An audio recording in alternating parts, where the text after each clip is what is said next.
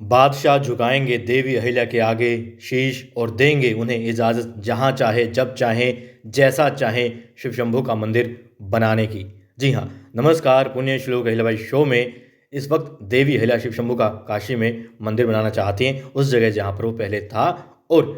वहाँ के लोग ही जो कि हिंदू हैं और धर्म का प्रचार भी करते हैं, आस्था भी लोगों की उसमें जगाए रखते हैं, वही कहते हैं कि क्योंकि यहाँ पे दूसरे धर्म की आस्था का प्रतीक भी बन चुका है, यानी मस्जिद बन चुकी है, तो आप यहाँ पर शिव शंभू का मंदिर ना बनाएं, दोनों एक जगह नहीं हो सकते। मगर अब देवी अहिल्या कहती है कि जब दो धर्मों के पड़ोसी एक साथ रह सकते हैं, हंसी खुशी रह सकते हैं, और जब हर धर्म यही कहता है कि भाई अच्छे इंसान बनो, नेक दिल रहो, दूसरों की मदद करो, और हर कोई उस एक ईश्वर है, जो एक शक्ति है, जो उसके आगे ही शीश नवाता है, तो फिर भला भेदभाव हम क्यों करें। और शिव शंभू का मंदिर तो उसी जगह बनेगा। अब देखिए, नवाब नहीं चाहता कि शिव शंभू का मंदिर बने, लेकिन हमारे परिवार के सदस्य हैं सुरेखा जी, वो कहती हैं कि उस जमाने में देवी अहिल्या का कद बहुत ऊंचा था, बहुत ऊंचा था। खैर आज भी बहुत ऊंचा ही है,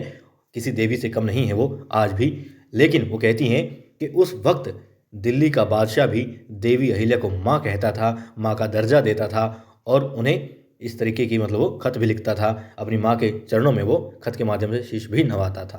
तो बिल्कुल ऐसा ही है, क्योंकि जब आप एक अच्छे काम करते हैं, अच्छे इरादे के साथ में करते हैं, और सिर्फ एक हित नहीं, खुद का तो छोड़ो, खैर किसी अपनों का हित में नहीं, आप संपूर्ण लोगों का हित चाहते हैं, संपूर्ण मानव जाति का हित चाहते हैं, तो फिर सारी कायनात और आपके प्रतिद्वंदी भी आपके लिए अच्छा ही सोचते हैं। लेकिन फिर भी क्योंकि शुरुआत में बात होती है जब नवाब की बादशाह के साथ में, तो नवाब यही कहता है कि यहाँ पर उन्हें मंदिर नहीं बनाने देना है, और बादशाह कोई खास वो प्रतिक्रिया नहीं देते कि हाँ उन लोगों का हम पर बहुत एहसान है, हमारी सुरक्षा करते आए हैं, या फिर देवी अहिल्या जो करना चाहती है उन्हें करने देना चाहिए, क्योंकि उसमें किसी का अहित तो है ही नहीं, हित ही है, और हमारे राज्य में कर रही हैं, हमारी प्रजा के लिए ही कर रही हैं, तो फिर भला उन्हें आपत्ति क्यों होगी, ऐसा उन्होंने नहीं कहा था। लेकिन इसी हिसाब से मैंने कहा था कि बादशाह अनुमति फिलहाल नहीं देंगे।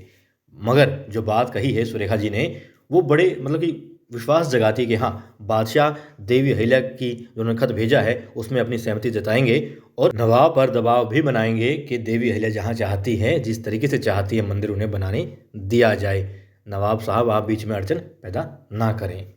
अब संभावनाएं शो के हिसाब से कम लगती हैं, लेकिन जैसा कि देवी अहिल्या, क्योंकि देवी का दर्जा यूं ही नहीं मिल जाता, और चंद लोग कहें तो बिल्कुल नहीं। जब संपूर्ण मानव जाति उन्हें उनके कार्यों को देख करके माँ कहने लगी थी, तभी तो बादशाह भला वो भी तो आखिर इंसान है, किसी औरत ने ही उन्हें जना होगा, तो इसलिए वो भी माँ कहते होंगे, कोई दो राय नहीं है इसमें। लेकिन शो के मुताबिक ये लगता है कि नहीं, वो भी इजाज़त नहीं देंगे, चाहे उनके ऊपर राजनीतिक दबाव हो या जो भी बात। मगर यहाँ पर यह तय है कि देवी अहिल्या मंदिर बनाएंगी, और सिर्फ एक ये मंदिर नहीं, बहुत सारे मंदिरों का निर्माण वो करेंगी, बहुत सारे राज्यों में जाएंगी।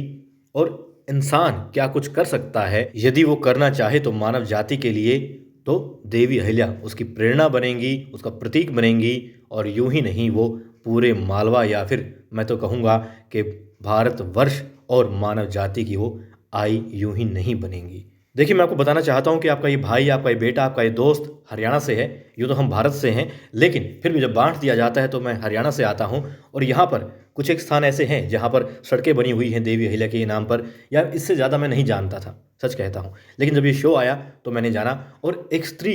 एक रानी, एक बड़ी चंचल नटखट लड़की और सबका भला करने वाली लड़की से बढ़ करके धीरे धीरे जाना कि हाँ वो आई हैं, और आज के समय में मेरे मुख से उनके लिए देवी के अलावा कोई शब्द नहीं निकलता है। तो वाकई में वो देवी माँ दुर्गा का ही रूप है, नवरात्रि चल रही हैं, और संपूर्ण वैसे तो स्त्री जो भी है इस सृष्टि में सभी देवी का ही रूप है, लेकिन उन्होंने साबित किया है, उन्होंने करके दिखाया है। और बहुत अच्छा होगा यदि बादशाह अभी इस खत के माध्यम से ही देवी अहिल्या ने जो प्रस्ताव रखा है वो स्वीकार कर लें तो। और बात जब नवरात्रि की आ ही गई है, माँ दुर्गा की आ ही गई है, तो इस नवरात्रि की आप सबको शुभकामनाएं बहुत बहुत, और माता रानी का आशीर्वाद सदैव आप सब पर, हम सब पर बना रहे। संपूर्ण मानव जाति, संपूर्ण सृष्टि, हर जीव यहाँ खुश रहे, स्वस्थ रहे, और हंसता खेलता मुस्कुराता रहे, एक दूसरे का सहयोग करता रहे।